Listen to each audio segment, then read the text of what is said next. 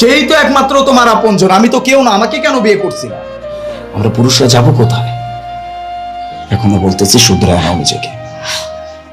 মা, আপনি আমাকে মাফ করে দেন। আমি কখনো ভাবিই নাই যে আমিও একদিন শাশুড়ি হব। তখন যদি আমার ছেলের বউ আমার সাথে এই ব্যবহারগুলো করে, আমি তো কখনোই নিতে পারবো না। আমার বোঝারই ভুল ছিল। মা, আমার এমনটা আর কখনো হবে না। আজকে থেকে আমি আপনাকে আমার নিজের মায়ের মতোই দেখবো। প্লিজ আমাকে মাফ করে দেন মা। না বৌমা, তোমার মাপ চাইতে হবে না। তুমি ছোট মানুষ, ভুল করে ফেলেছো। তুমি যে নিজের ভুল বুঝতে পারছো, এটাই আমার জন্য অনেক কিছু। আর মাপ চাইতে হবে না, তুমি তো আমার মেয়ের মতো। দেখছো, এটাকেই বলে মা, এটাকেই বলে মায়ের জাত। যত অন্যায় করো না কেন, তাদের কাছে কখনোই সেটা অন্যায় বলে মনে হয় না। যাই হোক, তুমি যে নিজের ভুলটা বুঝতে পারছো তাতে আমি অনেক খুশি হয়েছি। আর বাবা,